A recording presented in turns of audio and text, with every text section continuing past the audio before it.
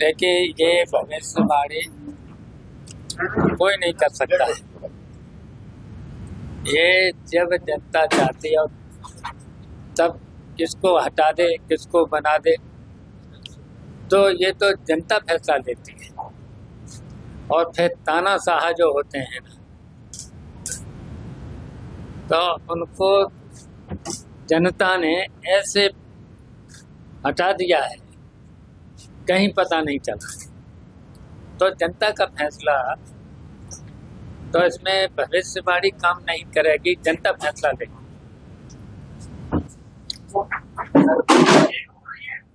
America जो Modi Trump 1 crore रुपए लगा दिया है पहले फ्री, जब कुछ चंद पैसे में होता था, अब 1 करोड़ रुपए लगेगा, जो कि वापस जाएगा बढ़ेगा।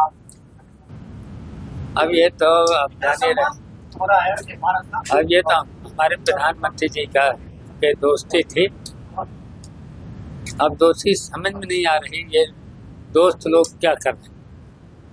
नहीं करना चाहिए ऐसा, लेकिन अब राहुल गांधी का कहना है कि मोदी वोट छोड़, इसमें क्या कहना है, क्या वोट छोड़ है?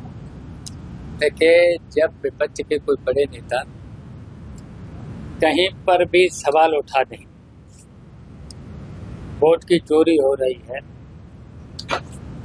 तो देखिए फिर उस पर निष्पक्ष जांच कराना चाहिए और निष्पक्ष होकर के वोटों को जोड़ना चाहिए, वो फर्जी वोटों को नहीं जोड़ना चाहिए।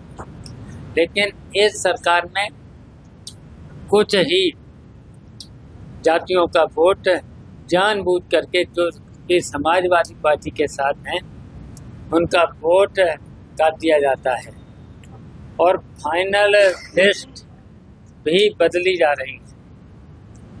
इनका एफिडेविट भी दिया है, समाजवादी पार्टी की तरफ से एफिडेविट दिया गया है। तो चुनाव आयोग को बिल्कुल उस पर निष्पक्ष जांच करके वोट, जो फर्जी वोट हैं, उनको काटना चाहिए और जो फर्जी वोट बढ़ना भी नहीं चाहिए। तो इस तरीके से सरकार के इशारे पर, और ये सरकार तो जानते ही हो, लोकतंत्र को मानती नहीं, संविधान को मानती नहीं, और सबकी संस्थाओं पर एक तरह से इन्होंने कब्जा कर लिया है।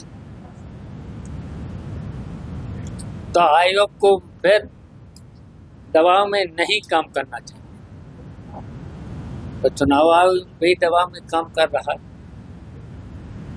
तो निष्पक्ष हम मांग लोकसभा में उठी है, तो निष्पक्ष होकर के आयोग को काम करना चाहिए।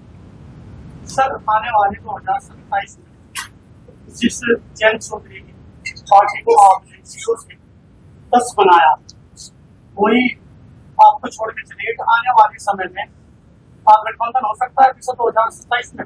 देखिए, ये तो धोखेबाज लोग हैं।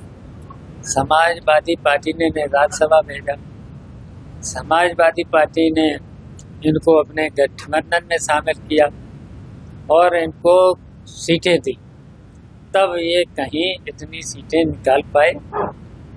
लेकिन अब आगे इनके साथ कोई विचार मेरी समझ